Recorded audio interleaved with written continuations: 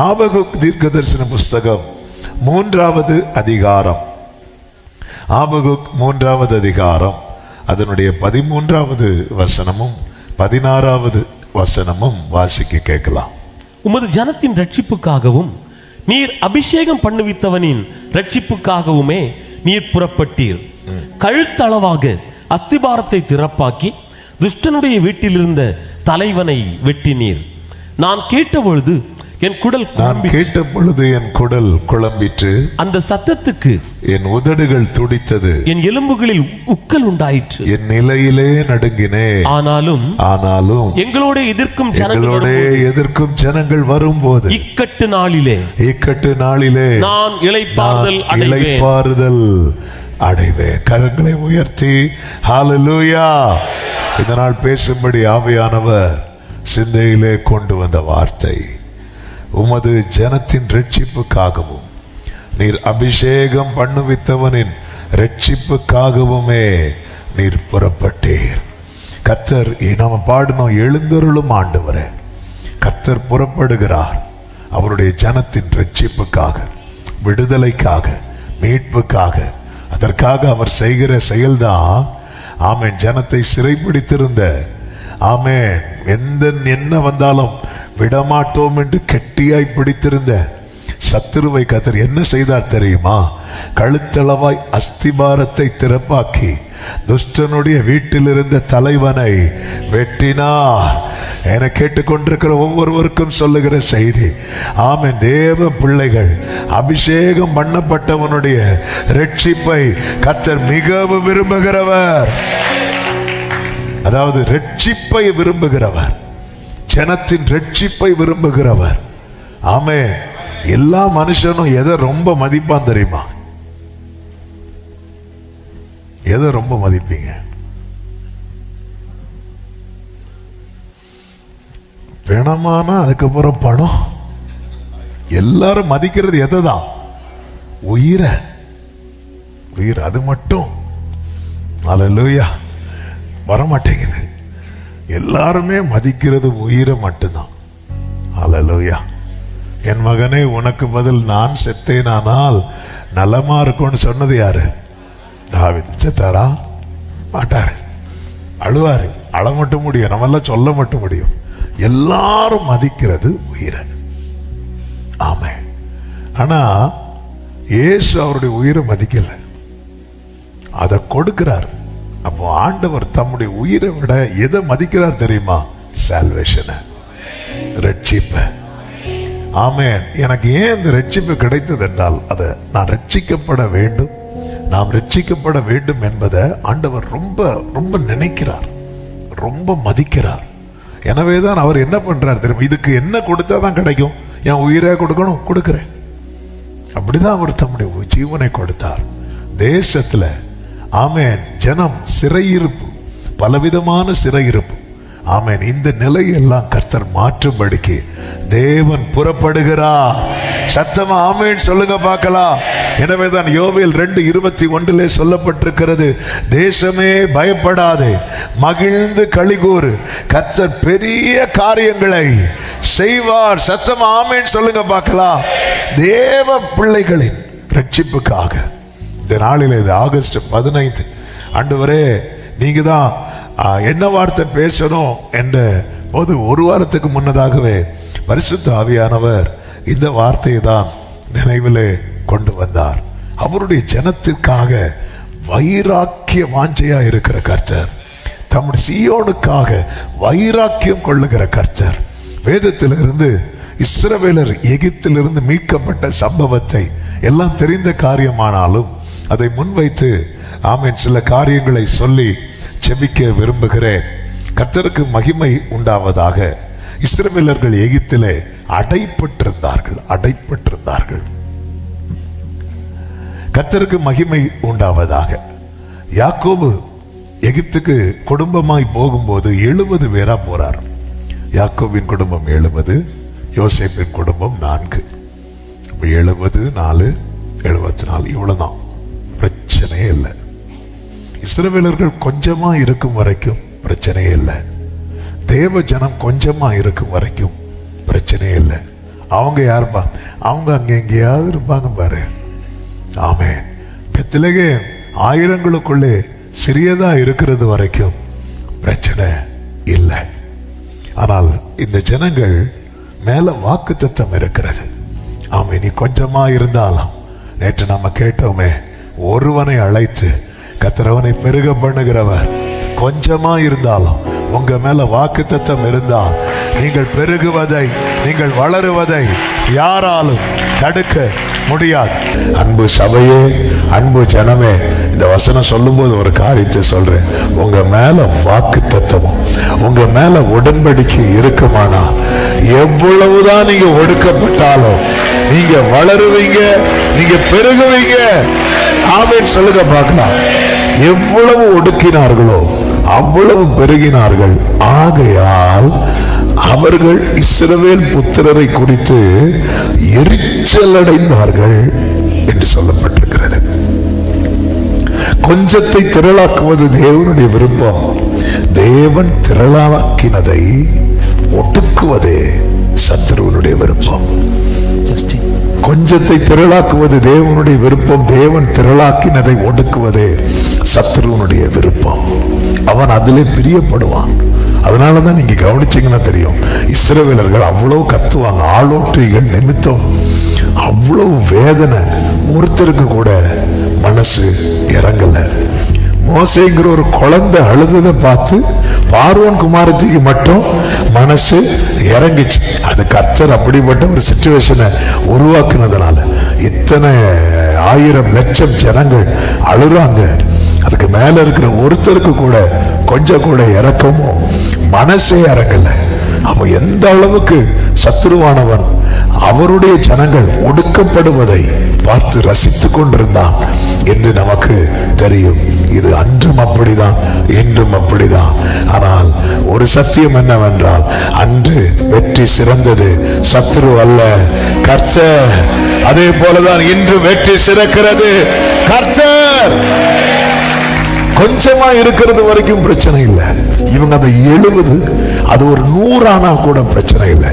இப்ப தேசத்துல எங்க பார்த்தாலும் ஆண்டவரை ஆராதிக்கிறவங்க தான் இருக்கிறாங்க, ஜெபிக்கிறவங்க தான் இருக்கிறாங்க, துதிக்கிறவங்க தான் இருக்கிறாங்க. இதுதான் தாங்க முடியல. எப்படியாவது ஒடுக்கணும், ஏதாவது வகையில ஒடுக்கணும்.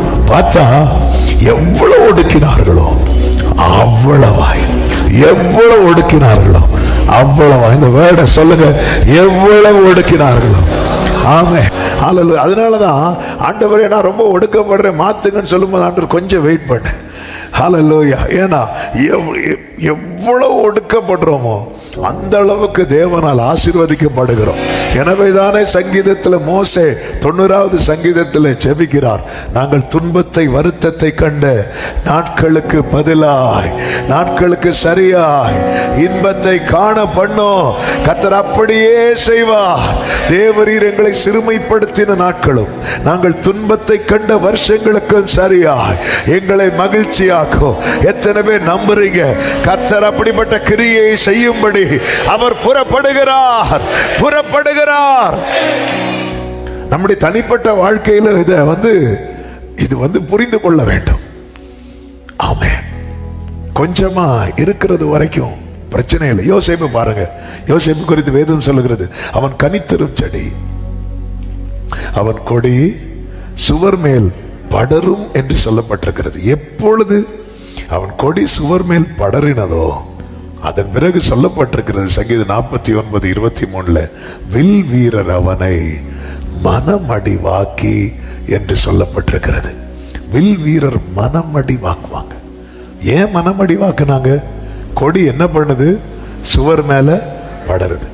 அப்ப சுவர் மேல படர்ந்தாலே சத்துருக்கள் எழும்புறாங்கன்னு அர்த்தம்.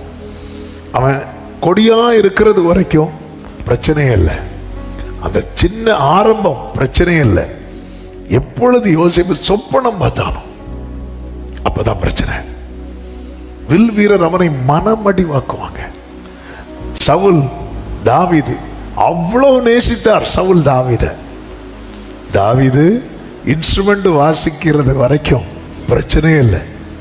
நேசித்து ஈசாயிட்ட ஆள் அனுப்பி சொல்றார், அவன் இங்க அந்த பிள்ளை இங்கேயே நிக்கட்டும். பிள்ளை பிள்ளைன்னு தான் கூப்பிடுவான். அவன் சவுலுக்குள்ள என்ன ஆவி இருக்கு? பொல்லாத ஆவி இருக்கு. ஆனாலும் அவன் தாவீதை மிகவும் நேசித்தான். பிள்ளைன்னு தான் கூப்பிட்டான், மோனேன்னு தான் கூப்பிடுவான். பரவாயில்ல, என்ன ஆண்டவர் கூட இப்படி கூப்பிடல தெரியுமா? ஆண்டவர் அற்ப விசுவாசி என்னார், ஆனா அவன் இப்படி கூப்பிட்டான் தெரியுமா? எல்லாம் ரைட்டு தான். ஆனா தாவீதை பத்தி ஸ்ரீகள் புகழ்ந்தாங்க பாருங்க. சவுல் கொன்றது 1000, தாவீது கொண்டது 10000. அவ்வளவுதான், அவ்வளவுதான். அது அக்செப்ட் பண்ண முடியல.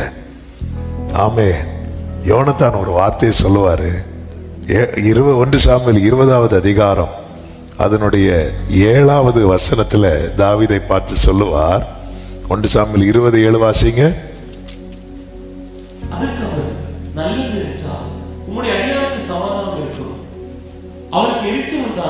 இந்த வேர்டை கவனிக்கணும். அவருக்கு எரிச்சல் உண்டானால் அவராலே பொல்லாப்பு தீர்மானிக்கப்பட்டிருக்கிறது என்று அறிந்து கொள். எரிச்சல் உண்டானால், அப்போ எரிச்சல் ஒருவனுக்குள்ளே வரும்போது அவனால என்ன தீர்மானிக்கப்படுது தெரியுமா? பொல்லாப்பு. சத்துருவுக்கு எரிச்சல் வரும்போது அவன் என்ன பண்ணுகிறான்? பொல்லாப்பை இவனுக்கு எப்படி இவனை விழத்தள்ளலாம், எப்படி கீழே தள்ளலாம். நல்லா புரிஞ்சுக்கோங்க. ஒருத்தங்க மேல நமக்கு எரிச்சல் வருதுன்னு வைங்களேன், நமக்குள்ளே அவர்களை குறித்த பொல்லாப்பு ஏதோ ஒரு வகையில நம்ம கிரியேட் பண்றோம். ஒன்னு அவங்க நேமை டேமேஜ் பண்ணணும், அவங்களை ஏதாவது வகையில ஸ்பாயில் பண்ணணும், இல்லைன்னா அவங்களுக்கு வர வேண்டிய பிளஸிங்கை தடுக்கணும். சரி, இந்த எரிச்சல் அப்படின்னு அதனாலதான் அந்த எரிச்சலை விட்டுறணும்னு பைபிள் ரொம்ப ஃபோர்ஸ் பண்ணுது. ஏன் காயினுடைய முகநாடி மாறினதும் ஆண்டவர் இடைப்பட்ட காரணம் என்ன தெரியுமா? இது நாளைக்கு வேற மாதிரி போகணும் ஆண்டவருக்கு தெரியும். முகநாடி மாறினதுமே ஏன்னா அவனுக்குள்ள எரிச்சல் இருக்கு. இவங்க அன்னைக்கு அங்கீகரிக்கப்படுகிறது. தேவ பிள்ளைகளை, இது சத்துருவுக்குள்ள உள்ளது. ஒரு தேவ பிள்ளைகளுக்குள்ள வரவே கூடாது. நம்மளோட இன்னொருத்தங்க நல்ல ஜெபம் பண்ணுவாங்கன்னு வைங்களேன், ஆமே, நமக்கு எரிச்சல் வருதுன்னா ரொம்ப கஷ்டம். ஆமே, எப்படி எரிச்சல் வரும்னு சொல்லுவாங்க. அவங்களுக்கு வேலை கிடைச்சிட்டு தெரியுமா? அப்படியா, ரொம்ப சந்தோஷம், உங்களை விட சம்பாதிக்கிறாங்க, போச்சு, அவ்வளோதான், அப்படியே எரிச்சல் வரும். ஆமாம், பிஸ்னஸ் பண்ணுறவங்க பாருங்க, நீங்களும் இந்த பிஸ்னஸ் பண்ணுறீங்க, நாங்களே தான் பண்ணுறோம். நீங்கள் எப்படி? எங்களுக்கு சீசன் இல்லை, எங்களுக்கு சீசனோ சீசன் முடிஞ்சு. எரிச்சல் உள்ள என்ட்ராயிட்டா பொல்லாப்பு தீர்மானிக்கப்படும். ஆனால் வன் கண்லாம் சொல்லுவாங்கல்ல, பைபிளே இருக்குல்ல, இருக்கு. ஆனாலும் உனக்கு விரோதமாய் உருவாக்கப்படும். நல்ல கரங்களை தட்டி ஆண்டவருக்கு மகிமை. நெகேமியா அலங்கத்தை கெட்ட போறாங்கிற செய்தி கேட்டதும் சன்பலாத்துக்கு என்ன வந்துச்சு தெரியுமா? எரிச்சல். நம்ம கொஞ்சமா இருக்கிறது வரைக்கும் ஒரு பிரச்சனையுமே கிடையாது. ஒரு நாய்ஸ் வந்துட்டு இருக்கு, கொஞ்சமா இருக்கிறது வரைக்கும் ஒரு பிரச்சனையே கிடையாது. அடுத்த ஸ்டெப் எடுத்து வைக்க போகும்போதுதான் வில் வீரர் மனமடி வாக்குறாங்க. ஏன்? யோசேப்பின் தகப்பனே சொன்னார் அல்லவா, என்ன நானும் அம்மாவும் உன்னை வணங்கணுமா அப்படின்னு கேட்டார் அல்லவா. அப்போ எல்லாருக்குமே சில காரியங்களை அக்செப்ட் பண்றது என்பது ஏற்றுக்கொள்ளக்கூடியதான் கேட்டா இல்லை. இந்த ஜனங்கள் பெருகினதுக்கு காரணம் என்ன? அது தேவனுடைய தீர்மானம், தேவனுடைய வாக்குத்தத்தம். எத்தனை பாதாள வாசல்கள் நினைத்தாலும் சபையை மேற்கொள்ள முடியாது. ஆமென் சொல்லுங்க பார்க்கலாம். ஹல்லேலூயா. இந்த நேரத்தில் தான் இஸ்ரவேல் ஜனங்கள் அடைப்பட்டார்கள் என்று வேதம் சொல்லுகிறது. அவர்கள் அடைக்கப்பட்டார்கள். அவங்களால வெளியே வர முடியல. ஒரு சூழலில் இருந்து நம்மால வெளியே வர முடியலனாலே நாம் அடைக்கப்பட்டுட்டோம்னு அர்த்தம். அடைக்கப்பட்ட நிலை. ஹல்லேலூயா. தேசத்திலும் அப்படிப்பட்ட ஒரு நிலையை தான் நோக்கி நகர்ந்து கொண்டிருக்கிறது. கர்த்தருக்கு மாத்திரம் மகிமை உண்டாவதாக. இந்த நிலையில் தான் இஸ்ரவேலர்கள் எல்லாரும் செய்த ஒரு செயல் உண்டு. என்ன செய்தார்கள் தெரியுமா? ஆமென். 2வது அதிகாரம் யாத்திராகமம் அதனுடைய 23வது வசனத்திலே சொல்லப்பட்டிருக்கிறது.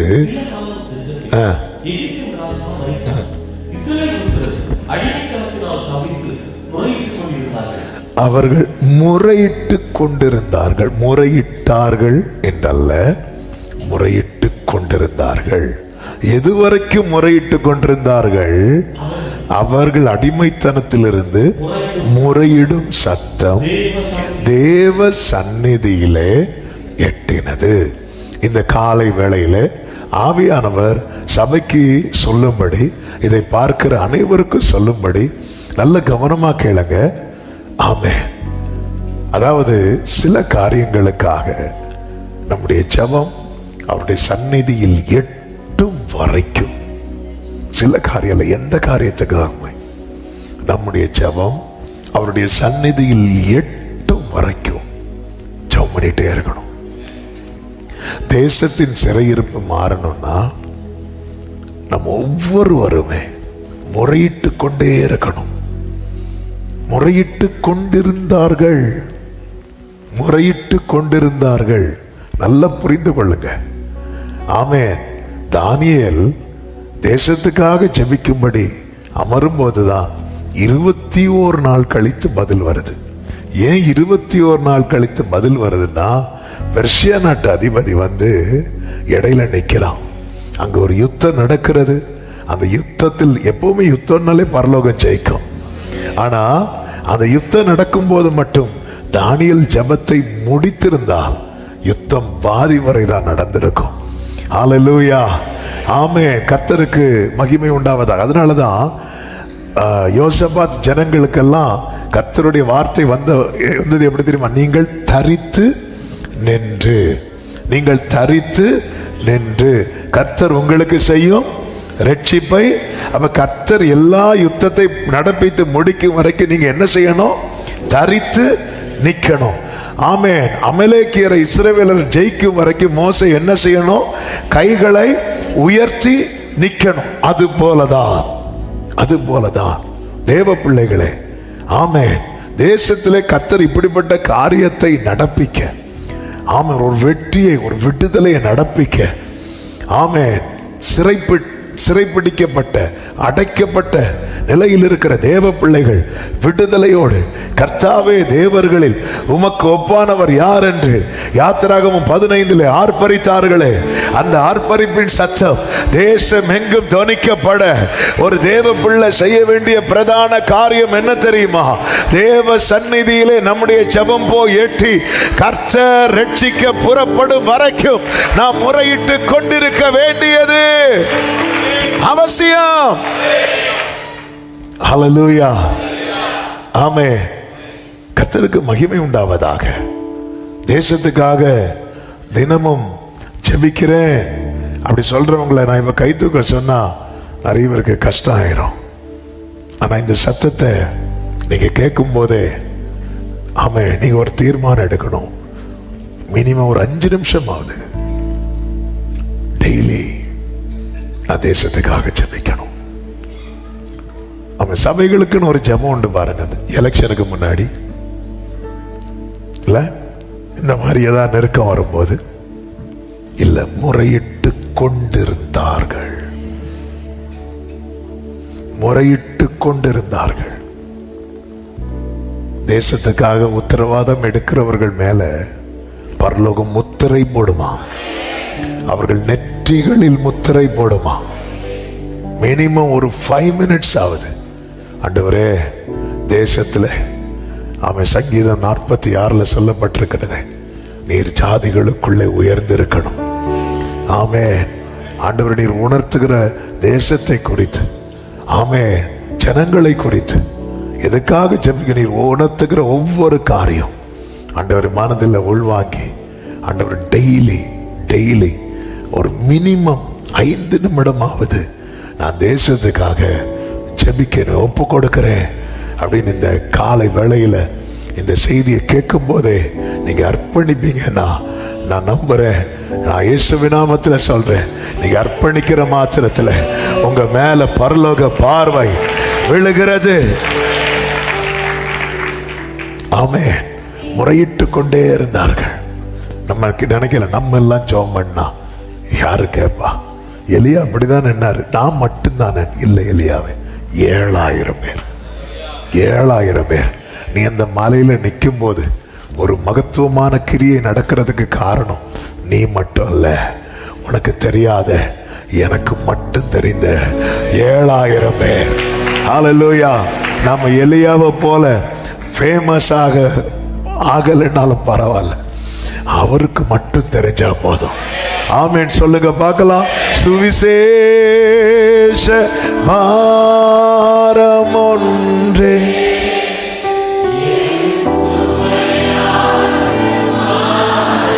பிரியமான கர்த்தருடைய பிள்ளைகளே, எருசலேமின் ஆறுதல் வர காத்திருந்தான் என்று சிமியோனை குறித்து சொல்லப்பட்டிருக்கிறது. என்ன வார்த்தை பாருங்க. அவன் யாரு தெரியுமா? அவனுக்கு உரைக்கப்பட்ட தீர்க்க தரிசனம் நிறைவேற அல்லது அப்படி எருசலேமுக்கு ஒரு ஆறுதல், அவன் அதை காத்திருந்தான். இயேசு வந்ததும் வந்துட்டார்ல, உங்களுடைய இரட்சண்யத்தை என் கண், அப்படிதான் சொல்றார். சகல ஜனங்களுக்கும் ஆயத்தம் பண்ணின அவன் காத்திருந்தான். அதனால பைபிள் வந்து அவனை எப்படி எழுதுதுன்னா, அவன் நீதியும் தேவ பக்தியும் உள்ளவன். ஆமென், ஆமென். நான் ஒரு சின்ன பிரேக் போட்டு அடுத்து போக விரும்புகிறேன். ஆண்டவரே, நான் டெய்லி மினிமம் ஒரு 5 minutes ஆவது தேசத்துக்காய் ஜெபிக்க என்னை ஒப்பு கொடுக்கிறேன். அப்படி சொல்றவங்க ஒரு விஷயம் கண்களை மூடி உங்க வலது கரத்தை உண்மையாக உயர்த்தி இப்ப நீங்க அப்படியே வாயை திறந்து அதை சொல்லுங்க. வாயை திறந்து சொல்லணும், சும்மா கை தூக்க கூடாது. நான் டெய்லி ஆண்டவர் ஒரு 5 minutes ஆவது தேசத்துக்காக நான் எதுக்காக ஜெபிக்கணும் நீங்க உணர்த்தணும்ப்பா. ஆண்டவரே, நீர் உணர்த்துகிற காரியங்கள் ஆண்டவரே டெய்லி ஒரு நாள் கூட இது தடைபற்ற கூடாதப்பா. ஆண்டவரே, மினிமம் 5 minutes நீங்க இப்படி அர்ப்பணிப்போடு செய்து பாருங்க. அல்லது உங்களுக்குள்ள அந்த ஜெபத்தின் ஆவி, அந்த விண்ணப்பத்தின் ஆவி, அந்த கண்ணீரின் ஆவிய ஆன்லைன்ல பார்க்கிறவர்களே சேர்த்து தான் பேசிக் கொண்டிருக்கிறேன். டெய்லி ஒரு மினிமம் 5 minutes ஆகுது நான் தேசத்துக்காக ஜெபிப்பே. தேசத்தின் விடுதலைக்காக, தேசத்தின் ரட்சிப்புக்காக, கர்த்தர் ஜாதிகளுக்குள்ளே உயர்ந்திருப்பதற்காக, பூமியிலே உயர்ந்திருப்பதற்காக, பூமியின் கடைமுனை மட்டும் யுத்தங்கள் ஓய்வதற்காக ஆமென் நான் ஜெபிப்பேன். ஆமென் சொல்லுங்க பார்க்கலாம். ஆமென். திறப்பில் நிக்கணும்னா என்ன அப்படின்னா, அந்த உத்தரவாதத்தை எடுத்து ஜெபிக்கிறது. எங்க திறப்பு இருக்கு அதுல போய் நிக்கிறது அப்படி இல்லை, உத்தரவாதம் எடுத்து ஜெபிக்கிறது. ஆண்டவருக்கு இது தேவை. ஆமே, நீங்க உண்மையிலே இவ்வளவு பேர் கை தூக்குறீங்க. ஆன்லைன்லயும் அநேகர் இதை அர்ப்பணித்திருப்பார்கள் என்று நான் நம்புகிறேன்.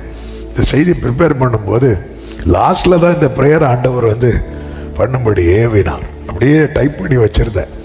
மினிமம் 5 minutes ஆகுது. ஏன்னா இந்த வார்த்தை வந்து ரொம்ப பேசிக்கொண்டே இருந்தது.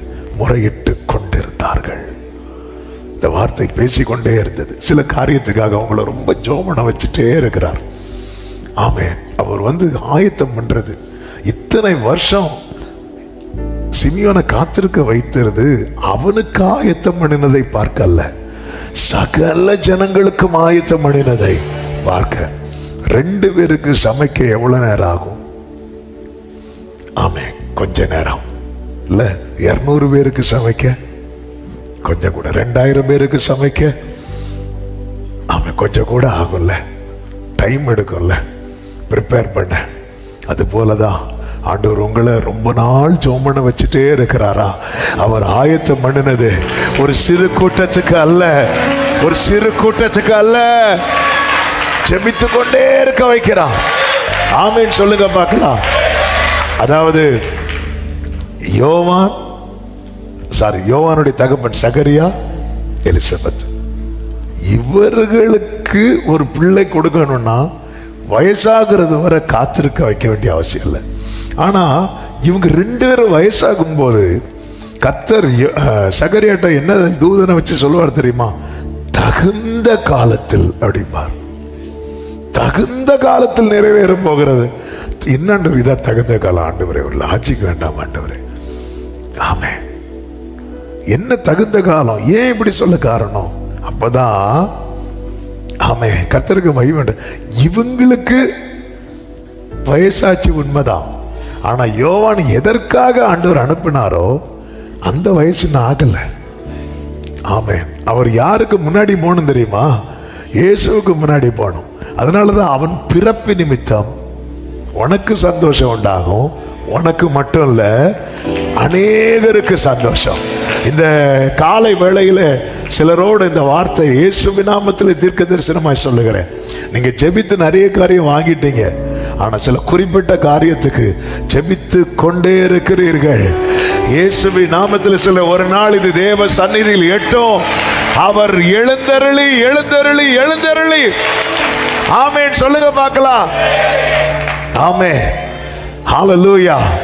ஆண்டவர் எழுந்தருளினார். தேவன் அவர்கள் பெருமூச்சை கேட்டு, யாத்திராகமம் 2:24-25 வாசியுங்கள். அவர்கள் பெருமூச்சை கேட்டு தாம் ஆபிரகாமோடும் ஈசாக்கோடும் யாக்கோபோடும் செய்த உடன்படிக்கையை நினைவு கூர்ந்தார். அடுத்த அதிகாரத்தில் தேவன் எழுந்தருளினதை பார்க்க முடியும். ஆண்டவரே, சிச்சுவேஷன் ரொம்ப மோசமாயிட்டு, சிச்சுவேஷன் கைவிட்டு போச்சு, அதெல்லாம் ஆண்டவருக்கு விஷயம் கிடையாது. ஏசாயா 33வது அதிகாரம் அதனுடைய 9-10 வசனங்களிலே இப்படி சொல்லப்பட்டிருக்கிறது. வாசியுங்கள். தேசம் துக்கித்து விடாய்த்திருக்கிறது. தேசம் எப்படி இருக்கிறது? துக்கித்து விடாய்த்திருக்கிறது. லீபனோன் வெட்கி வாடுகிறது. சாரோன்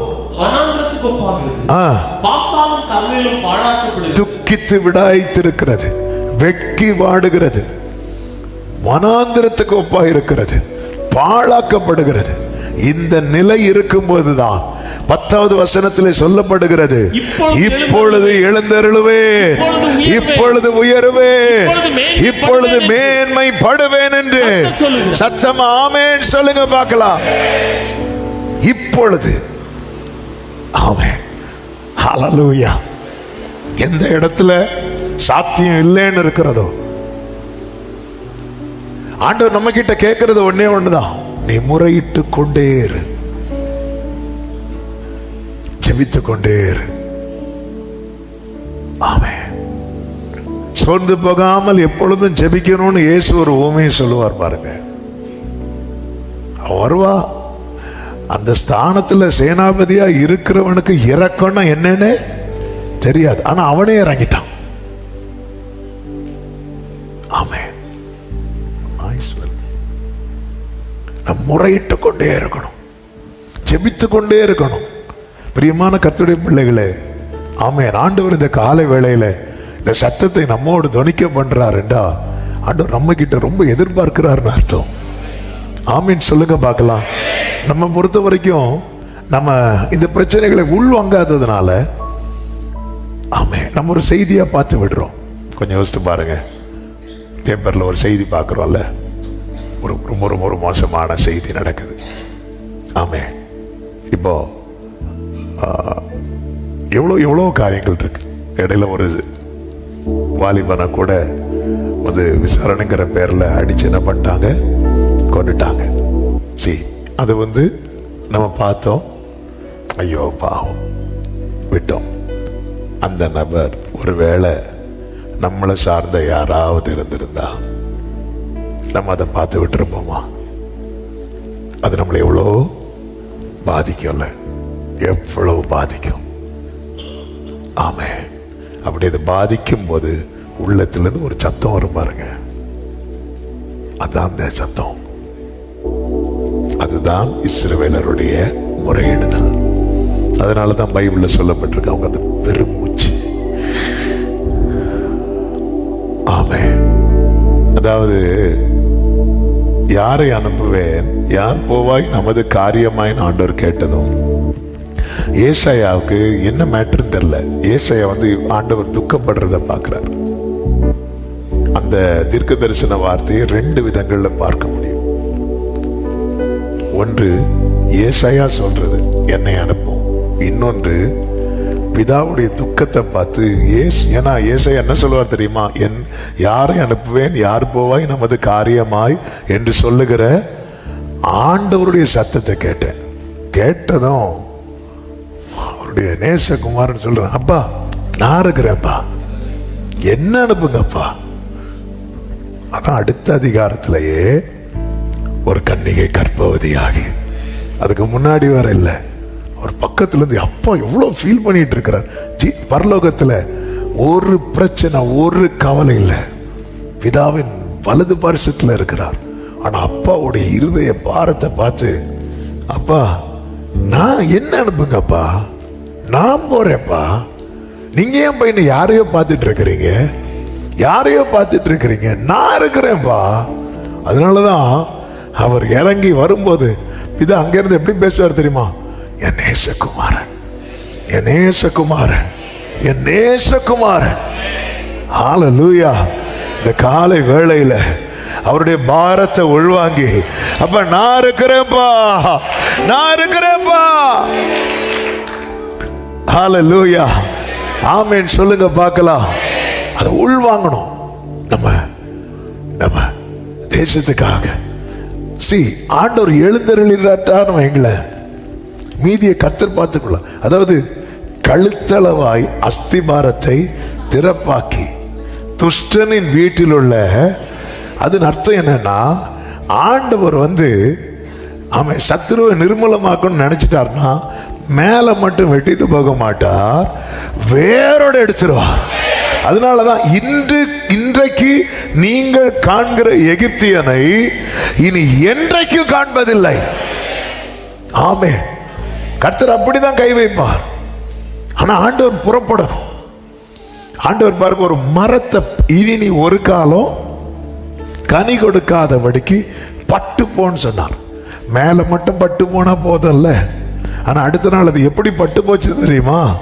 அடுத்த நாள் அல்ல, அவர் சொன்ன உடனே பட ஆரம்பிச்சுட்டு கீழே இருந்து ஸ்டார்ட் ஆச்சு, வேரோட பட்டு போச்சு.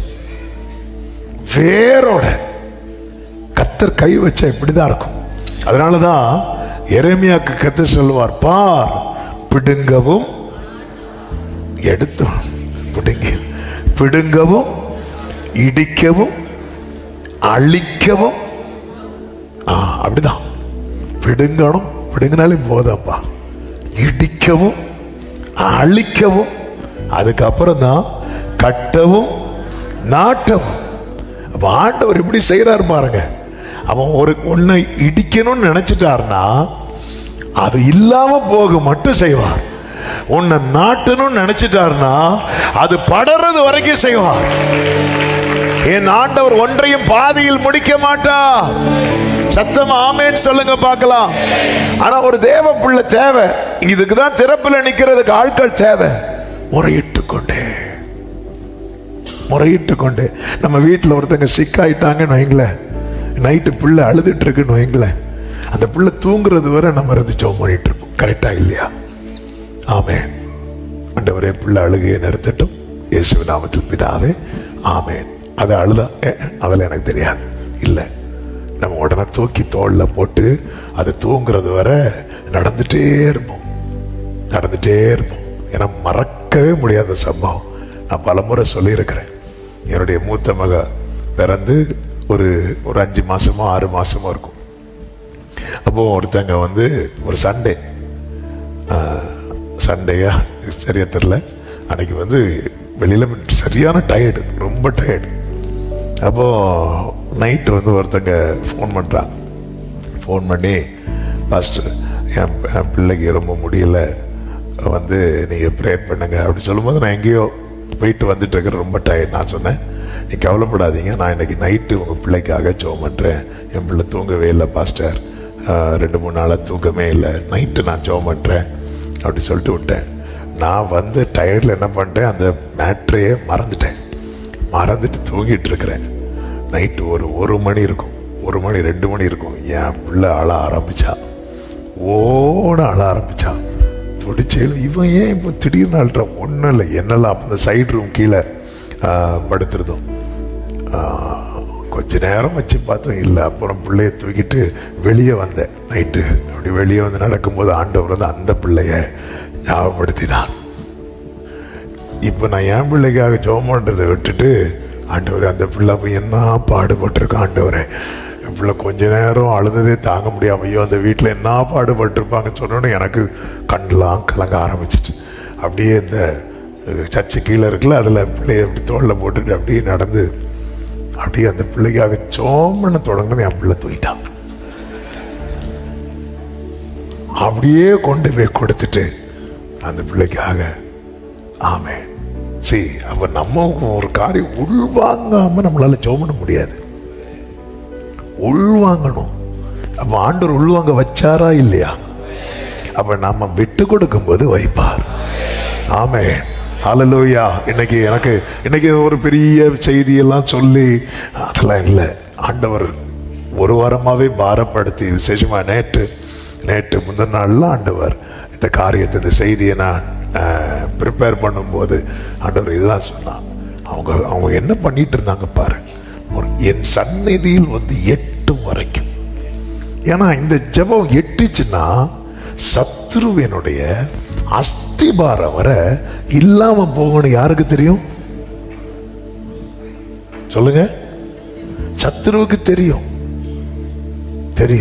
இப்ப உரியா கிட்ட தாவீது ஒரு நிருபத்தை கொடுத்து விட்டார். அதுல என்ன இருக்குன்னு யாருக்கு தெரியாது? உரியாவுக்கு தெரியாது. அதுலதான் அந்த உரியாவுடைய, அதனாலதான் ஆண்டவரால் தாங்க முடியல. உரியா மேட்டரை வந்து உரியா சங்கதி ஒன்றை தவிர அப்படியே எழுதி வைப்பார். ஆண்டவர் இருந்தாலும் நீங்க மன்னிக்கலையே ஆண்டவர், மன்னிச்சா இருந்தாலும் இது நீ குத்தணும் உனக்கு. அவன் பாரு, அவன் மட்டும் பிரிச்சு படிச்சிருந்தானா? யுத்தத்தில் உரியாவை முன்னிறுத்தி நீங்க எல்லாம் பின்னாடி வந்துருங்க, நல்ல ராஜா லெட்டராவது இல்ல. ஆமே, தெரிஞ்சிருந்தா அந்த லெட்டர் போயிருக்குமாங்க. அப்போ நம்ம எதுக்கு ஜெபம் பண்றோம்? இவன் எதுக்கு ஜெபம் பண்றான்? இவன் காருக்காக ஜெபம் பண்றான். லேட்டஸ்ட் கார், அவனே கேட்டலாக் கூட வரும். இதை பார், இவன் எதுக்கு ஜெபம் பண்றான்? இவன் வந்து சத்துரு விழணும்னு ஜெபம் பண்றான். டேய், நம்மள ஒருத்தர் கை வைக்கிறான்.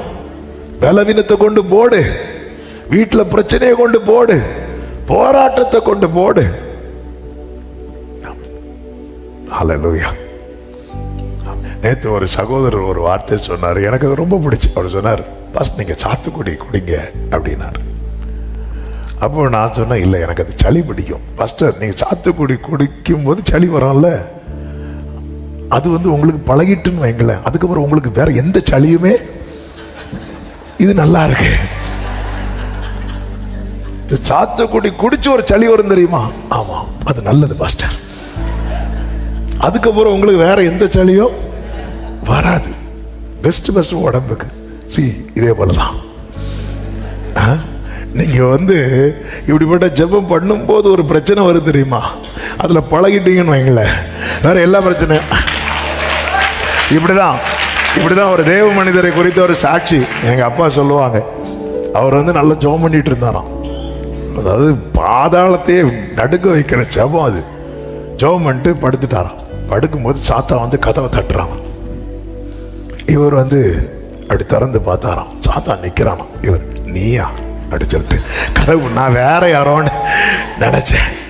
நீயா? நான் வேற யாரோ நினைச்சேன். சரி, என்ன தூங்க போற, டிஸ்டர்ப் பண்ணாது, கதவு. அவர் பயப்படலையா? ஏன்னா இப்படி நிறைய பார்த்தாச்சு. நீங்க ஜெபிக்கிறதுனால உங்களுக்கு சில பிரச்சனைகள் வருதுன்னு வைங்களேன், நீங்க அடுத்து எல்லாத்தையும் ஃபேஸ் பண்ண போறீங்க, நீங்க எல்லாத்தையும் ஹேண்டில் பண்ணிடுவீங்க. ஆமேன் சொல்லுங்க பார்க்கலாம். சத்தமா ஆமேன் சொல்லுங்க பார்க்கலாம். ஹல்லேலூயா. கர்த்தருக்கு மகிமை உண்டாவதாக. ஆமென். ஆண்டவர் எழுந்தருளி என்ன செய்தார் தெரியுமா? நமக்கு தெரியும், மோசே அனுப்பினார். ஆண்டவர் சத்துருவை, இஸ்ரவேல் ஜனங்களை வெளியே கொண்டு வர ஆண்டவர் சத்துருவை ஒண்ணுமே இல்லாம ஆக்கினார். ஆண்டவர் செய்த 5 காரியங்களை நான் சொல்லி நம்ம கொஞ்ச நேரம் ஜெபிக்க போகிறோம். ஒன்று, சத்துருவின் கையில் இருந்த அதிகாரத்தை பிடுங்கி தேவ ஜனத்தின் கையில கொடுக்கிறார். மோசேயின் கையில கொடுத்தார். அதன் அடையாளம் தான் நமக்கு தெரியும், அந்த கோலை போட்டு எடுத்தது. யாத்திராகமம் 17வது அதிகாரத்தின் 12வது வசனத்தை வாசியுங்கள். 11, 12 வாசியுங்கள். யாத்திராகமம் 17, 11, 12. மோசே தன் கையை ஏறெடுத்திருக்கையில் இஸ்ரவேலர் மேற்கொண்டார்கள். அவன் தன் கையை சாரி, யாத்திராகமம் 7, 11, 12.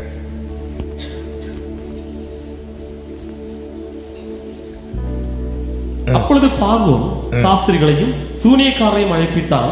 எகிப்தின் மந்திரவாதிகளும் தங்கள் மந்திர வித்தையினால் அப்படி செய்தார்கள். அவர்கள் ஒவ்வொருவனாக தன் தன் கோலை போட்ட போது அவைகள் சர்ப்பங்கள் ஆகின. ஆரோனுடைய கோலோ அவர்களுடைய கோல்களை விழுங்கிற்று. ஆரோனுடைய கோலோ அவர்களுடைய கோல்களை விழுங்கிட்டு. இது ஏற்கனவே ஒரு விஷயம் சொல்லி இருக்கிறேன். ஆண்டவர் மோசே கிட்ட கோலை போட்டு எடுக்க சொல்லுவார். கோலை போட்டு எடுக்க சொல்லுவார்.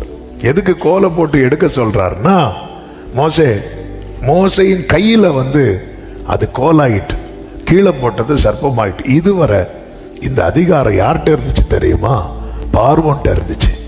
ஆமே, ஜனங்கள் முறையிட்டு அந்த சத்தம் என் சமூகத்தில் எட்டிட்டு, நான் அதிகாரத்தை அவன் கையிலிருந்து பிடுங்கி உன் கையில கொடுக்க போகிறேன். ஆமென். இயேசுவின் நாமம். இது கர்த்தர் செய்தால் மட்டும்தான். சத்தமா ஆமென் சொல்லுங்க பார்க்கலாம். இதுக்கு ஒரு தேவ பிள்ளை செய்ய வேண்டிய மிகப்பெரிய காரியம்தான் ஜெபம். ஆமென். ஏதோ 2 நாள் ஜெபம் மட்டும் இல்ல, முறையிட்டு கொண்டு ஆண்டவர் அவன் கையிலிருந்து எடுத்து இனி அவனுக்கு அதிகாரம் இல்லை. ஆமென். மோர்தேகாய இல்லாம ஆக்குறதற்கு ஆமான் பல காரியங்களை செய்தான். ஆமானுடைய ஒவ்வொரு செயலும் எப்படி போயிட்டு இருக்குன்னா, கிராஃப் இப்படி போயிட்டே இருக்கும்போது தான் அவங்க எல்லாம் வாசிக்க ஆரம்பிச்சாங்க, ஜெபிக்க ஆரம்பிச்சாங்க. இப்ப கிராஃப்ல இப்படி போயிட்டு இருந்தது அப்படி நிக்குது. இப்ப கொஞ்சம் அப்படி டவுன் ஆக ஆரம்பிக்குது. ஆமென். எல்லாமே மாற ஆரம்பிக்குது. ஆமானின் மனைவி ஆமான் இடத்துல சொல்லும் ஒரு வார்த்தை உண்டு. எஸ்தர் 6வது அதிகாரம் 13வது வசனத்துல, ஆமான் தனக்கு நேரிட்ட எல்லாவற்றையும் தன் மனைவியாகிய சிரேஷுக்கும் தன் சிநேகிதர் எல்லாருக்கும் அறிவித்த போது, அவனுடைய ஆலோசனைக்காரரும் அவன் மனைவியாக சிரேஷும் அவனை பார்த்து, மோர்தேகாய்க்கு முன்பாக நீர் தாழ்ந்து போக தொடங்கினீர். சத்தமா ஆமென் சொல்லுங்க. ஆண்டவர் ஃபர்ஸ்ட் தொடங்குவார், ஒரு அப்படியே ஸ்டார்ட் பண்ணுவார். எடுத்ததும் வந்ததும் மோசே கோலை கொண்டு பாம்பாக்கி பார்வோனை கடிக்க விடு இல்ல. நமக்கெல்லாம் ஜெபம் அப்படிதான். ஆமா, இன்னைக்கு நான் ஜெபம் பண்ணா காலைல எழுமணும், எல்லாம் சரியாயிரும். ஆமென். இப்படிதான் ஒரு பாஸ்டர் ஜெபம் பண்ணிட்டு சொன்னாரா, நீங்க கடுகு விதைகளும் விசுவாசம் இருந்தாலும் இந்த மலையை பார்த்து பெயர்ந்து போன்னு சொன்னா அது பெயர்ந்து. ஒரு பாட்டிமா வீட்டில் ஒரே ஜெபம். ஏன்னா அவங்க இடத்துல பின்னாடி ஒரு பாறை இருக்கு. அது இருக்கிறதுனால அந்த இடம் விலைக்கும் போக மாட்டேங்குது. இந்த பாறை ஆண்டவரே இது விலகி பக்கத்து வீட்டுக்காவது அல்லது எங்கேயாவது போட்டு கடலுக்கு போட்டோம்னு சொல்லி காலிலேருந்து சாயங்காலம் வர ஒரே ஜெபம் பண்ணி ஜன்னலை திறந்து பார்த்தா அது அங்கேயே இருக்கு. எனக்கு தெரியும் இது எப்படி போகும். என்ன விசுவாசம் பார்த்தீங்களா? இது எப்படி போகும்? நம்ம எல்லாம் உடனே ஜெபம் பண்ணி முடிச்சதும் எல்லாம் நடந்துடணும். ஆண்டவர் தொடங்குறார், இப்பதான் தொடங்குறார், ஸ்டார்ட் பண்றார். இதுவரை பார்வோன் நினைச்சதுல பார்வோன் கை ஓங்கி இருந்தது. இப்பொழுது ஆண்டவர் கொஞ்சம் கொஞ்சமா பார்வோனின் கையை தளர பண்றார். ஆமே, கர்த்தருக்கு மகிமை உண்டாவதாக. கொஞ்சம் கொஞ்சமாய் பார்வோனின் கையை தளர பண்றார். ஆண்டவர் அப்படிதான் செய்கிறார். அதிகாரத்தை அவன் கையிலிருந்து பிடுங்கி மோசே நீ தான் டிசைட் பண்ணணும். தேவ சமூகத்தில் ஜெபிக்கிறவங்க தான் டிசைட் பண்ணுவாங்க. தேவ சமூகத்தில் நிற்கிறவங்க தான் உத்தரவாதம் எடுக்கிறவர்கள் தான். சத்தமா ஆமென் சொல்லுங்க பார்க்கலாம். 2வது அவர் என்ன செய்கிறார் தெரியுமா? மந்திரவாதிகளின் செயல்களை அவமாக்குகிறார். யாத்திராகமம் 8வது அதிகாரம் 18, 19 வசனங்களிலே சொல்லப்பட்டிருக்கிறது. வாசியுங்கள். மந்திரவாதிகளும் தங்கள் மந்திர வித்தையினால் பேன்களை பிறப்பிக்கும்படி பிரயத்தனம் செய்தார்கள். செய்தும் அவர்களால் கூடாமற் போயிற்று. ஏன் தொடர்ந்து ஜெபம் பண்ணிட்டே இருக்கணும்னா, நமக்கு தெரியும் தேசத்தில் இப்படிப்பட்ட மந்திர கிரியைகள், மந்திர செயல்கள் ரொம்பவே அதிகமாய் நடக்கிறது. ரொம்ப ரொம்ப அதிகமாய் நடக்கிறது. ஆமென். கடந்த நாள்ல ஒரு சகோதரி சொன்னாங்க, அவங்க வேலையில ப்ரமோஷன் வந்துடக்கூடாது என்பதற்காக அவங்க கூட வேலை செய்கிற ஒரு கிறிஸ்தவ லேடி அவங்களுக்கு அகேன்ஸ்டா மந்திரம் செய்து என்னெல்லாமோ கொண்டு அவங்க உட்கார்ற இடத்துல போட்டுட்டு போனாங்க. இவங்க பார்த்துட்டாங்க. அவங்களும் யாருதான் இன்னைக்கு பாருங்க. அதான் சொன்னேன்ல, அதாவது ஒருத்தங்களோட மேல எரிச்சல் வந்துட்டுன்னு வைங்களேன், சாத்தா நம்மளை டியூன் பண்ண ஆரம்பிச்சிருவான். அவன் கையில் எடுக்க ஆரம்பிச்சிருவான். மந்திர கிரியைகள், ஆமென், அசுத்தாவிகளை கொண்டு செய்கிற கிரியைகள். ஆனா கர்த்தர் எழுந்தருளிட்டார்னா, வேதம் சொல்லுகிறது, மந்திரவாதிகளும் தங்கள் மந்திர வித்தையினால் பேன்களை பிறப்பிக்கும்படி பிரயத்தனம் பண்ணினார்கள், செய்தும் அவர்களால் கூடாமற் போயிற்று. ஆமென் சொல்லுங்க பார்க்கலாம். அப்போ இதுக்கு முன்னாடி செஞ்சது அவங்களால கூடிச்சு. அவங்க என்னெல்லாம் செஞ்சாங்க? தண்ணிய ரத்தமா மந்திரவாதிகள் மாத்தினாங்களா? மாத்தினாங்க. மோசே தவளைய வர வச்சார். மந்திரவாதிகள் செஞ்சாங்களா? செஞ்சாங்க. ஆமென், ஆமென். யாத்திராகமம் 8:7 வாசியுங்கள். மந்திரவாதிகளும் தங்கள் மந்திர வித்தையினால் அப்படி செய்து எகிப்து தேசத்தின் மேல் தவளைகளை வரப்பண்ணினார். தவளை வரப்பட்டாங்களே. இப்ப மோசே தண்ணீரை ரத்தமா மாத்தினார் பாருங்க. இனி 7:22 வாசிங்க. எகிப்தின் மந்திரவாதிகளும் தங்கள் மந்திர வித்தையினால் அப்படி செய்தார்கள். ஆமென். சில பாக்குறாங்க, நல்லா இருக்கே இது. ஹல்லேலூயா. ஆமென். அவங்களும் செஞ்சாங்க. அவங்க எப்போ செய்வாங்க தெரியுமா? ஆண்டவர் கை வைக்கிறது வரைக்கும். ஆண்டவர் கை வைக்கிறது வரைக்கும். தேவ பிள்ளைக்கு விரோதமா சத்துரு, அதாவது உனக்கு விரோதமாய் உருவாக்கப்படும் எந்த ஆயுதமும் சத்துருக்கள் பெருகிறாங்கனாலே அர்த்தம் என்ன தெரியுமா? ஒருத்தனை வச்சு இவனை என்ன பண்ண முடியல, அடிக்க முடியல. அதனால சத்துருக்கள் பெருகிறாங்க. ஒரு தேவ பிள்ளையின் வளர்ச்சி அது.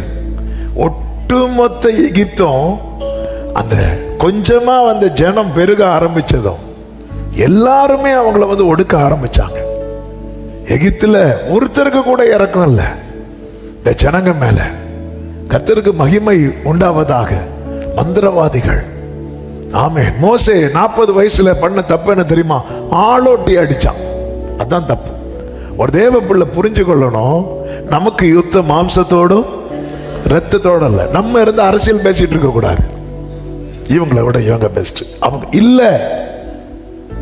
கர்த்தர் எல்லாவற்றையும் தீர்மானிக்கிறார். ஆளோட்டிய கை வச்சால மோசைக்கு, அதுக்கப்புறம் எகிப்துல நிக்க முடிஞ்சுதா? நிக்க முடியல. ஆண்டவர் திருப்பி கொண்டு வந்தார் பாருங்க. நீ கைய வைக்க வேண்டியது ஆளோட்டி இல்லப்பா, இதுக்கு பின்னாடி ஒருத்தர் இருந்து கிரியை செய்யறான். அவ்வளவு பேரை உள்ளாடி கொண்டு வரார். கொண்டு அவங்கள டம்மி ஆக்குறார். வேதம் சொல்லுகிறது ஏசாயா 19:3, அதனால் எகிப்தியருடைய ஆவி அவர்களுக்குள் என்ன செய்யுமா? சோர்ந்து போகும். அவர்கள் ஆலோசனையை முழுகி போக பண்ணுவேன். உடனே அவங்க என்ன பண்ணுவாங்க? அப்பொழுது விக்கிரகங்களையும் மந்திரவாதிகளையும் சன்னத்தக்காரரையும் குறி சொல்லுகிறவர்களையும் தேடுவார்கள். அப்போ மோசே கோலை போட்டதும் பார்வோன் பார்க்கிறான், என்னது இது? உடனே அவன் யாரை தேடுறா பாருங்க? மந்திரவாதிகள். அவங்கள கூட்டிட்டு வரான். எகிப்தியரை பார்த்து கற்றுக்கொள்ளணும். அவனுடைய ஆவி சோர்ந்து போனதும் அவன் எதை நம்பி இருக்கிறானோ அதையெல்லாம் தேடுறான். தேவ பிள்ளைகளே, நம்முடைய ஆவி சோர்ந்து போகும்போது நம்ம கர்த்தரை தேடுறோமா? அவர் சமூகத்தை தேடுகிறோமா? அவருடைய ஆலோசனை தேடுகிறோமா? அவருடைய வார்த்தையை தேடுகிறோமா? ஆமென். ஹல்லேலூயா. போய் தெய்வத்துக்கு மெய் பக்தர்கள் பாருங்க. எகிப்தியருடைய ஆவி சோர்ந்து போனது. அவங்க எதெல்லாம் நம்பி இருந்தாங்களோ, விக்கிரகத்தை நம்பி இருந்தாங்க, மந்திரவாதிகளை நம்பி இருந்தாங்க, குறி சொல்றவங்களை நம்பி இருந்தாங்க, இவங்களை எல்லாம் தேடுறாங்க. கர்த்தர் ஒண்ணுமே இல்லாம ஆக்கிட்டார். அடுத்து என்ன செய்தார் தெரியுமா? யாத்திராகமம் 9:11 சொல்லப்பட்டிருக்கிறது, அந்த கொப்புளங்கள் மந்திரவாதிகள் மேலும் வந்துச்சு. மந்திரவாதிகளை வாதித்தார். ஃபர்ஸ்ட் அப்படி தொடங்குறார் அதிகாரத்தை. இதுவரை பார்வோன் கை ஓங்கி இருந்தது, இப்ப கொஞ்சம் கொஞ்சமா பார்வோன் கை தாழ ஆரம்பிக்குது. ஆமென். தேவ பிள்ளைகளுடைய கை ஓங்க ஆரம்பிக்குது. அடுத்து மந்திரவாதிகளுடைய செயல்கள், அவங்க நிறைய முயற்சி பண்றாங்க, அது எல்லாமே கர்த்தர் வந்து வாய்க்காமல் போக பண்ணினார். அடுத்து அவங்கள முயற்சி கூட பண்ண முடியாத அளவுக்கு வாதித்தார். ஆமென். ஜனங்கள் என்ன பண்ணி கொண்டிருந்தார்கள் சொல்லுங்க? முறையிட்டு கொண்டே இருந்தார்கள். நம்ம பிரச்சனை என்னன்னா, அவரை தொடங்க விட்டுட்டு நம்ம வேற எங்கேயாவது போயிரும். ஆமென். என்ன ஒருத்தர் ஃபாஸ்டிங் இருக்க சொல்லிட்டு சென்னைக்கு போனது போல, பாஸ்டர் பிரச்சனை, நான் போறேன், நீங்க எனக்காக உபவாசித்து. நான் சொன்னேன், நான் ஜெபம் பண்றேன். இல்லை, நீங்க உபவாசித்து தான் ஜெபம் பண்ணணும். நானும் காலைல ஜெபம் பண்ண 6 மணி ஆச்சு, 7 மணி ஆச்சு, 8 மணி ஆச்சு, 9 மணி ஆச்சு, எனக்கும் பசிக்குது. 10 மணி ஆச்சு. சரி என்ன நிலவரம்னு ஃபோன் பண்ணி கேட்போம். பாஸ்டர் சொல்லுங்க, என்னாச்சு, ஏன் இப்படி ஒரு மாதிரி வா? என்ன? இல்லை பாஸ்டர், ஆப்பம் மட்டன் சாப்பிட்டு இருக்கிறேன். ஓ, நீங்க ஆப்பம் மட்டன் சாப்பிடுவீங்களா? நாங்க இங்க இருந்து அதே மாதிரி, ஆண்டவரே வாங்க வந்து பாருங்க. ஆண்டவர் வந்து நிற்கும் போது, இப்ப வரேன் ஆண்டவரே. இல்லை, அதனாலதான் வேதம் சொல்லுகிறது, அவர் அதை புகழ்ச்சியாக்கும் வரைக்கும் அவரை அமர்ந்திருக்க விட்டுறாதீங்க, விட்டுறாதீங்க. ஆமென். அந்த சுனேமியால் வந்து எலிசாவின் பாதத்தை பிடிச்சிட்டா பாத்தீங்களா? எலிசா சொல்றார், நீ போமா, நான் வாரேன், நீங்க வரணும். கேயாசி, இந்த இந்த இந்த கோலை கொண்டு பிள்ளை மேல போடு, நீங்க வரணும், அப்படி நிக்கணும். ரூத்து பிடிச்சா பாத்தீங்களா? அங்க போறத வர அப்படி நிக்கணும். ஆமே. ஆண்டவரை உறுதியை பற்றி கொண்டா அதனுடைய ரிசல்ட் என்ன தெரியுமா? பூரண சமாதானம். ஆண்டவர் தொடங்கிட்டாருங்க. நான் நம்புறேன், கர்த்தர் கிரியை செய்ய துவங்கி விட்டார். எத்தனை பேர் நம்புறீங்க? கைகளை உயர்த்தி ஆமென். அப்ப இந்த நேரத்துல தான் சபை வந்து சாத்தானுடைய தந்திரத்தை பார்த்தீங்களா? அதுவரை இஸ்ரவேலர்கள் முறையிட்டுட்டே இருந்தாங்க. மோசே வந்ததும் எல்லாம் நடந்துரும் நினைச்சாங்க. ஆனா இன்னும் மோசமா போனதும் ஜனங்க எல்லாம் மோசைக்கும் கர்த்தருக்கும் விரோதமா முறுமுறுக்க ஆரம்பிச்சாங்க. ஆனாலும் அவங்க முறையிடதை ஸ்டாப் பண்ணாலும் மோசே போய் கர்த்தருடைய சமூகத்தில் நிற்கிறான். ஆமே. என்னதுன்னு அர்த்தம்? ஒரு கூட்டம் தேவை இல்லாமல் இருந்தாலும், ஒரு கூட்டம் இல்லாமல் இருந்தாலும், ஆமா, இன்னைக்கு கை தூக்கி அர்ப்பணித்தவர்களே, நீங்க தினமும் செய்வீங்கன்னா கர்த்தர் தேசத்துல லட்சங்கள் ரட்சிக்கப்படும், கோடிகள் ரட்சிக்கப்படும். ஆமே. அவர் அதிகாரத்தை பிடுங்கிறார், சத்துருவை தாழ்ந்து போக பண்ணினார். சத்துருவின் கிரியைகள் அவங்க எல்லாம் செய்யறாங்க, வாய்க்காமல் போக பண்ணார். ஆயுதங்கள் உருவாக்குறாங்க, வாய்க்க மாட்டேங்குது. என்னெல்லாமோ செய்யறாங்க, ஆனா போன வருஷம் வரை வாய்த்தது, போன மாசம் வரை வாய்த்தது, இப்ப நடக்க மாட்டேங்குது. என்னெல்லாமோ மொட்டை கடிதம் எழுதி போட்டாச்சு, நடக்க மாட்டேங்குது. அவன் ரூமரை ஸ்ப்ரெட் பண்ணியாச்சு, நடக்க மாட்டேங்குது. பொய் குற்றச்சாட்டு யோசேப்பு மேல எப்படிப்பட்ட அபாண்டமான குற்றச்சாட்டு இல்ல, என் வெளியே வரணும்னு கர்த்தர். அதனாலதான் சொல்லிட்டேன்ல, உங்க மேல பிராமிஸ் இருக்கா, உங்க மேல கவனன் இருக்கா, நீங்க நீங்க நீங்க ஆழமான கடங்குல இருந்தாலும் கர்த்தர் வெளியே கொண்டு வருவார். உடன்படிக்கையின் தேவன் உண்மையில் ஆமென். தாவீதுக்கு நாம் என்று சொல்லி. இப்ப பாருங்க, ஆண்டவர் ஒவ்வொன்னா கை வைக்கிறா. பார்வோனை இல்லாம ஆக்குறதுக்கு அவனுடைய அதிகாரத்தை எடுக்கிறார். அவனுக்கு தெரியல, அவன் எதை நம்பி இருந்தானோ அந்த நம்பிக்கையெல்லாம் உடைக்கிறார். அடுத்து எங்க கை வைக்கிறார் தெரியுமா? யாத்திராகமம் 12:12 வாசியுங்கள். அந்த ராத்திரியிலே நான் எகிப்து தேசம் எங்கும் கடந்து போய் எகிப்து தேசத்தில் உள்ள, வாசிங்க, மனிதர் முதல் மிருக ஜீவன்கள் மட்டும் முதற் பேரா இருக்கிறவைகளை எல்லாம் அதம் பண்ணி. அடுத்த வார்த்தை கவனிங்க. தேவர்களின் மேல், எகிப்து தேவர்களின் மேல் நீதியை செலுத்துவேன். சத்தமா ஆமென் சொல்லுங்க. ஆமென். நம்ம எல்லாம் தான் கழுத்தளவாய் அஸ்திபாரத்தை திறப்பாக்கி, ஆண்டவர் காரணத்தை தான் தொடுவார். இதுக்கு பின்னாடி இருக்கிறது யார்? அங்கதான் கை வைப்பார். திமிருவாத காரணம் கட்டில் கிடையா கிடந்தான் அல்லவா? கர்த்தர் எங்க கை வச்சார் நினைச்சீங்க? உன் பாவங்கள் உனக்கு அந்த வேறதான் எடுக்கிறார், வேறல தான் கை வைக்கிறார். ஆண்டவருடைய தொடங்கினார் பாருங்க. தொடங்கி ஒவ்வொன்னா அடிச்சு கடைசியில் எங்க வந்துட்டார்னா எகிப்தின் தேவர்கள் பேர்ல. அதனாலதான் இஸ்ரவேலர்கள் எப்படி பண்ணாங்க தெரியுமா? கர்த்தாவே தேவர்களில், அதாவது எகிப்துக்கு நிறைய தேவர்கள், நிறைய வழிபாடு உண்டு. இந்த வாதைகள் இருக்குல்ல, ஒவ்வொரு வாதையுமே எகிப்தியர் எதை கொண்டாடினாங்களோ வழிபட்டாங்களோ அதை அடிக்கிறது. தவளை அவர்கள் வைத்து வழிபட்டார்கள். பேன், நதி, அவங்களுக்கு அது ஒரு புனித நதி, புண்ணிய நதி, நைல் நதி. அதனாலதான் மோசே என்ன சொல்ல தெரியுமா? கோலை ஓங்கி அடிப்பார். ஓங்கி அடி. எப்படி அடிப்பார் தெரியுமா மோசே? அங்க சின்ன சின்ன குளம், நீர்நிலைகள்லாம் இருக்கும்ல, அது எல்லாத்துக்கும் இப்படி கை நீட்டுவார். அப்படி நீட்டுவார். அப்படி நீட்டு, இங்க பாரு எங்க அடிக்க போறேன் பாரு. அதாவது புரியும்படி சொல்லணும்னா, அவ்வளோ குட்டி பிசாசுகளுக்கு நேர கை நீட்டி பார், உன் தலையை அடிக்கிறேன் பாரு சொல்லிட்டு ஓங்கி ஒரே அடி. அவ்வளவுதான். இங்க அடிச்சதும் எல்லா இடமும் எப்படி ஆயிட்டு? ரத்தம் ஆயிட்டு. எங்க அடிச்சா மாறோன்னு நமக்கு தெரியாது. நம்ம இன்னும் ஆளோட்டியை பிடிச்சு அடிச்சிட்டு இருக்கிறோம். அவன் என்ன முறைச்சான், இவன் என்ன கடிச்சான், நம்ம சொல்ல இப்படியே தான் பார்த்துட்டு இருக்கிறோம். ஆமா, ஆண்டவர் பாருங்க, இதெல்லாம் மோசே வாக்கிலும் செய்கையிலும் வல்லவனான மோசே ஆள அடிக்கிறான். ஆண்டவர் இங்க வா, நதி அடி. அடுத்து அவங்க சூரியனை வழிபடுறாங்க.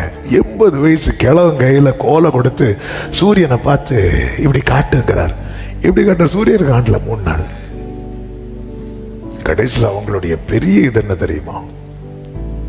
அந்த மூத்த பிள்ளைய தங்கள் தெய்வத்துக்கென்று அடிச்சார்.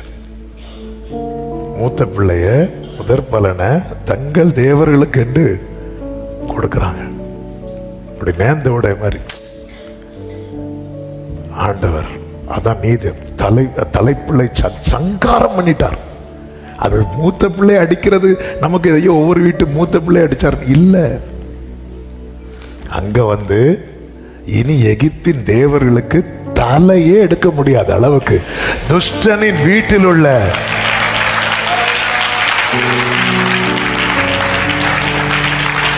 இத முடிச்சிட்டு பார்வோனையும் சேனையும் மொத்தமா தூக்கி கடல்ல போட்டார். தேவ பிள்ளைகளுடைய ஜெபம் தேசத்துல கிரியையை நடப்பிக்கும். ஆண்டவர் தான் கிரியை செய்யணும். நம்ம மாம்சீகமா பார்த்து வேலை பண்றதல்ல. அப்படி பார்த்தா நம்ம சோர்ந்து போயிடும். மோசே சோர்ந்து போய் 40 வருஷம் அதை குறித்து யோசிக்கவே இல்லை.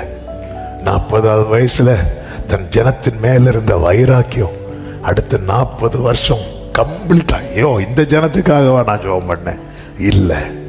ஆனா ஆண்டவர் திரும்பி ஆண்டவர் வேற யாரையாவது அனுப்புங்க. ஆண்டவர் இல்லை, ஏன் மோசே நீ சோர்ந்து போற, ஏன் தளர்ந்து போற, நீ மாம்சீகமா பாக்குற, அவங்கள்ட்ட அது இருக்கு இவங்கள்ட்ட இல்லை, வா மோசே நான் காட்டி தரேன். எப்படி நான் அதை இல்லாமக்கிறேன் பாரு. ஆமென். உங்களை நான் எப்படி அணி அணியாய், ஆமென், இஸ்ரவேலர்கள் அணி அணியாய் எல்லாரும் இதை பார்த்து என்னாச்சு தெரியுமா? இப்படிப்பட்ட ஒரு கிரியை நடந்ததுனால அதை வசனத்தை வாசித்து ஜெபிக்கலாம். யாத்திராகமம் 13வது அதிகாரம் 37, 38 வசனங்களை வாசிங்கள். 12வது அதிகாரம் 37, 38 வசனங்கள். இஸ்ரவேல் புத்திரர் ராமசீசை விட்டு கால்நடையாய் பிரயாணம் பண்ணி சுக்கோத்துக்கு போனார்கள். அவர்கள் பிள்ளைகள் தவிர 6 லட்சம் புருஷராய் இருந்தார்கள். அவர்களோட கூட அவர்களோட கூட பல ஜாதியான ஜனங்கள் அநேகர் போனதும் இன்றி. கைகளை உயர்த்தி ஆமென் சொல்லுங்க.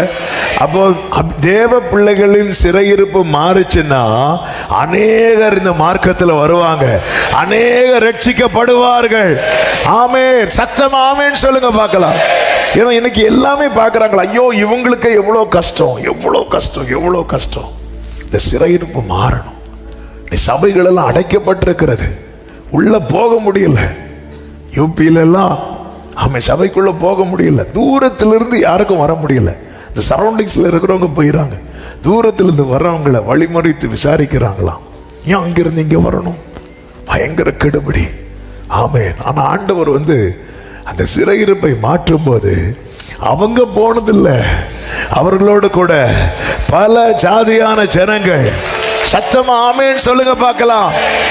நம்முடைய தேசத்தில் இப்படிப்பட்ட கிரியை நடக்கணும். இதற்கு ஒன்னே ஒண்ணு நடக்கணும். என்னன்னா கர்த்தர் புறப்படணும். சத்தமா ஆமென் சொல்லுங்க பார்க்கலாம். அவர் அன்று எப்படி எழுந்தருளினாரோ நான் நம்புறேன். இல்லைன்னா இந்த வார்த்தை ஆண்டவர் ஏன் தந்து இந்த காலை வேளையில நம் மத்தியில பேசணும். கர்த்தர் இந்த செய்தியை தந்து பேச வைத்திருக்கிறார் என்றால் ஜெபிக்கிற உள்ளங்கள் தேவை. முழங்காற்படியிடுவோமா? ஒரு 5 நிமிஷம் ஜெபம் பண்ண போறோம். ஆண்டவரே, அப்பா, இனி நான் செதியா இருக்கக்கூடாது. என்னை மாற்றுவீராக, என்னை மாற்றுவீராக. ஜெபம் பண்ணுங்க பார்க்கலாம். எத்தனை பேர் உண்மையாய் ஆமென் டெய்லி மினிமம் ஒரு 5 மினிட்ஸ் ஆவது நான் தேசத்துக்காக உத்தரவாதம் எடுத்து நான் ஜெபிக்கணும், நான் ஜெபிப்பேன் அப்படி சொன்னீங்க. அவங்க ஒரு விஷயம் கூட உங்க வலது கரத்தை உயர்த்தி உண்மையா உண்மையா உண்மை இப்ப நீங்க சொல்லுங்க. எப்படி என்ன நீங்க ஆண்டோட்ட அதுக்கான கிருபையை கேட்குறீங்களா, கண்ணீரை கேட்குறீங்களா, பாரத்தை கேட்குறீங்களா? இப்ப கேளுங்க. Minimum 5 minutes, minimum 5 minutes daily daily daily அந்த ரட்சிப்பை வாங்கி கொடுக்கிறவனாய் மாறு. அந்த ரட்சிப்பை வாங்குவோம். உன் ஜனம் இன்னைக்கு உன் கூட யாரும் வரமாட்டேங்கிறாங்க. ஆமே, இன்னைக்கு உன் நிலைமையை பார்த்து ஆண்டவர் மேல கொஞ்சம் நம்பிக்கை இருந்தவங்க கூட விலகி போறாங்க. அப்படிப்பட்ட ஒரு சூழ்நிலையில் தானே இருக்கிற. கர்த்தர் இதை மாற்றுவா, கர்த்தர் இதை மாற்றுவா. கர்த்தர் இதை மாற்றும் போது எல்லாரும் வந்துருவாங்க, எல்லாரும் வந்துருவாங்க. ஆமே, யூதரை குறித்த பயம் உண்டானதுனால அநேகர் யூத மார்க்கத்தில் இணைந்தார்கள் என்று சொல்லப்பட்டது. ஆமே, இதுவரை சத்துருவின் கை ஓமையில வாங்கினது. இன்று முதல் உன் கை வாங்க போகுது.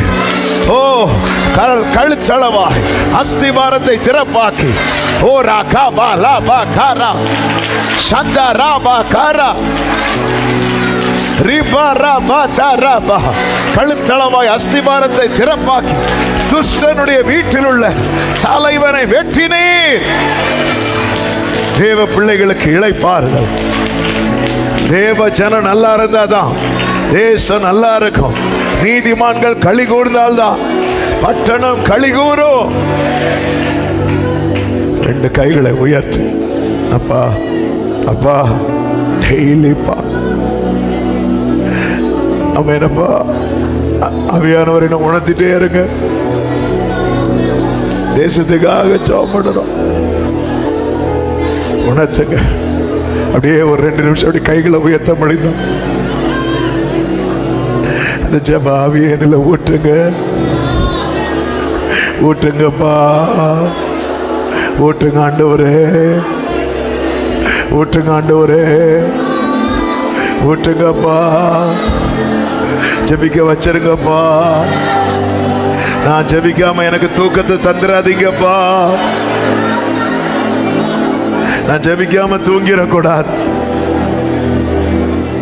ஆண்டவரே. ஒரு 5 நிமிஷமாவது தேசத்துக்காய் ஜெபிக்காம ஆண்டவரே உத்தரவாதத்தோடு ஜெபிக்க தேசத்தில் மாற்றம் மாற்றம். ஆமே, எகிப்தின் தேவர்கள் பேரில் நீதியை சரி கட்டின கர்த்தர் நம்முடைய தேசத்தில் அப்படியே செய்வார். கர்த்தரே தெய்வம், கர்த்தரே தெய்வம் என்கிற சத்தம் வெகு சீக்கிரம் தேச எல்லைகளில் தெருக்களில் கேட்க போகிறது, கேட்க போகிறது. நல்ல கரங்களை தட்டி ஒரு 2 நிமிஷம் அந்நிய பாஷை பேசி ஓரா லாபா காரா விடாம விடாம விடாம விடாம விடாம விடாம விடாம விடாம விடாம ஓரா மாலா தாரா பா சந்தா ரபா. விடாதீங்க விடாதீங்க விடாதீங்க விடாதீங்க விடாதீங்க விடாதீங்க. ராலா பா காரா பாபா ரிப்ரா தானா. Yes yes yes yes yes. இப்பொழுதே அந்த ஆவியை ஊற்றுகிறான். இப்பொழுதே இப்பொழுதே ரப்ரா லமா மாஷேரே. Yes yes S.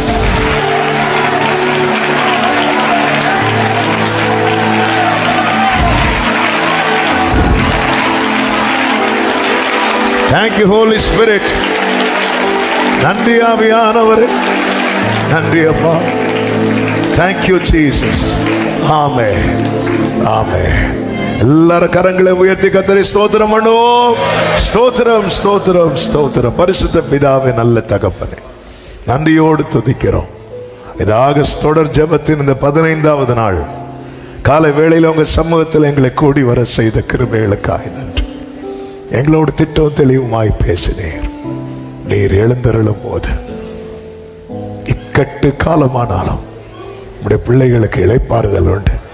ஆண்டவரே, நம்முடைய பிள்ளைகள் ஆண்டவரே அடைப்பட்ட நிலையிலிருந்து வெளியே வரும்போது அநேக ஜாதிகள் வந்து சேர்ந்து கொள்வாங்க. அநேகர் கர்த்தரை அறிவார்கள். இதற்கு கர்த்தர் ஒரு பெரிய கிரியை செய்ய போறீங்கப்பா. ஆண்டவரே, நீர் அந்த கிரியை நடப்பித்து முடியும் மட்டும் நாங்க தொடர்ந்து ஜெபிக்க ஆண்டவர் இன்னைக்கு அர்ப்பணித்திருக்கிறோம்ப்பா. இந்த தீபம் எங்களில் அணைஞ்சிடவே கூடாது. கர்த்தர் கிருபை செய்யும், கர்த்தர் ஆளுகை செய்யும், ஒவ்வொருவரை ஆட்கொண்டு நடத்தும்.